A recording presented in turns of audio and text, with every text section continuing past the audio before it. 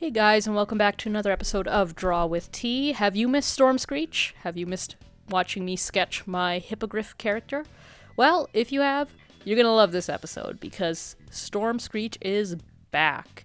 But probably only for an episode or two, sadly. So I've been doing a series of portraits. You've probably seen the ones for Tristan, Yazette, and Humphrey. If you haven't, go check them out. There's 2 episodes per each. There's me sketching a sketch page of each, and then doing kind of a digital thing, which is basically the end result. Basically, I've been making some little quick portraits.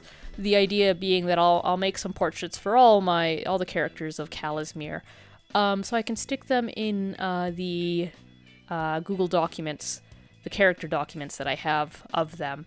So when I'm deep in writing Casimir, and I suddenly need to know some little niche bit of information that I've got stuffed away in some character's little dossier of stuff, I can just simply look for their portrait and then click that and then have the information right away without having to stop for 3 minutes as I scroll through the word-heavy and many documents of Casimir, trying to read the names. Is it this one? No. Is it this one? No. Ah, there we go. It's this one.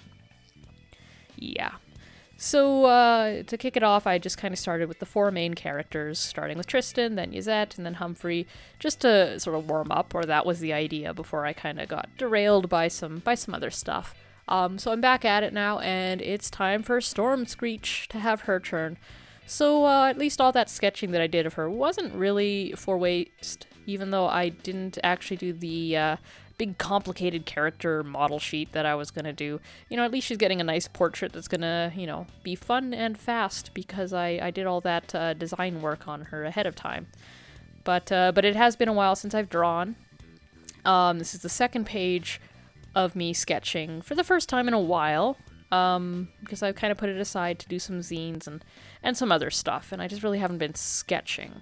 So the first page, of course, was what you see on the left, is all that anatomy stuff, and this is the second page, and I think some of my drawings are kind of wonky, and I feel like at the time I sort of lacked a clear internal eye of what I wanted each face to be. It was kind of foggy, and I think that led some of my sketches to be ambiguous, or a little mixed, or just muddled, and it took me a while to really find what I was trying to do. That might have just been sleep deprivation, or more likely it was a mix of sleep deprivation and me just sort of not having drawn in a while. Speaking of sleep deprivation, I am still sleep deprived, but gotta press on through some stuff. Just some stuff that just sort of fell on my plate this week, although by the time you're watching this, it's probably been a bit, so let's hope that that real me is getting some nice rest right now, because she deserves it. And next week I do have some plan to take it a little lighter. There's still a lot of work to do, but I might actually get a proper day off to just, not do anything. Because even if I have days off from stuff, they tend to have to get used for something else. Something always pops up, whether that's an email from a client, or somebody's sick, so I gotta work at my day job, or there's just the stuff that I want to do. Like, I have my own deadlines that I really want to honor, and I don't want to lose momentum on my projects just so I can appease the needs of a pizza place, or shoot some emails off for somebody who just doesn't want to do emails right now, that sort of thing. But anyways, back to drawing Storm here. Like I said, this page, not too impressed with most of it. I think if I did a second page, it probably would have started turning out really good. But I didn't really feel like doing a second page. I kind of just sensed that I had a good drawing in me, which is kind of rare. And I just was like, you know what? No, these sketches are good. It was nice to do them, but let's just jump into Photoshop and start working.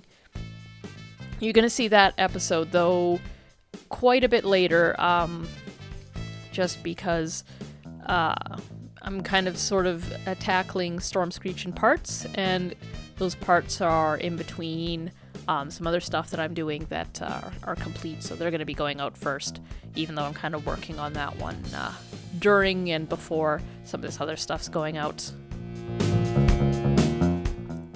That being said, I've noticed a pattern, and that pattern is when I draw my human characters, or if I sketch them in Photoshop, it takes a whole lot longer to get anywhere with them than it does when I sketch these sort of animal characters. Humphrey and Stormscreech are very easy to draw, and Humphrey has a good excuse. I've drawn him literally over 1,000 times. That's not hyperbole, literally. There are 1,000 drawings or more of Humphrey on my hard drive. Most of those were done for Humphrey's Baggage, an animation that he stars in, but a good chunk of other work was done before that and after that to add up to that literal 1,000 drawings. So of course I should be able to draw him quite fast, quite fluently, just as if I'd drawn him 1,000 times, but for some reason Stormscreech also is decently easy to draw. Not quite at the level of Humphrey, because Humphrey I haven't quite drawn anybody 1,000 times other than Humphrey, but there's just something in the way I draw my animal characters that I think is more successful than my humans. Obviously more cartoony, and just easier to draw. And I think I'm at some point really going to have to explore how to bring that into my humans. I think I've kind of resisted that because of how toony it is, and the characters I've drawn and the story that they're in, while it is cartoony, the humans themselves are not... They're not Bugs Bunny. They're not Looney Tunes, they're not slapping each other with baseball bats and having a good guffaw about it. It's still kind of a serious story, and I'm not sure if that would come across with the same impact if they had these big bulging eyes like this, and these very, very, very childlike features, because it's a little bit of it's not quite a coming of age story, but sort of a story for kind of that phase where you have to move out and kind of discover yourself as your own person, while still sort of reconciling that, your parents are around and they're going to be part of your life for a while. It's sort of that kind of story. So I don't necessarily want my characters being sort of these 4 foot tall, really childlike characters when they're actually dealing with these kind of more adult issues. Not like adult, like M-rated, but just like, wow, I'm not a teen anymore, I have agency over my life, and, my parents aren't perfect people, and how do you reconcile that? Also, there's these monsters that need to be slain, and all that. Now, I want to say that drawing I just finished up, I don't know where the idea came from. There's no reason for me to draw Stormscreech looking like she just got burnt by a dragon, but for some reason that's just what I wanted to do at that moment, and I really, really, really love it. The beak's a different style in that, and maybe I should explore that because I actually quite like it in that one image. She's also featuring the floating eyebrows there, which might be something that I do a little bit more often, but that might be my favorite sketch of the page. I actually can't remember. Because I can't quite remember what's all on this page, actually.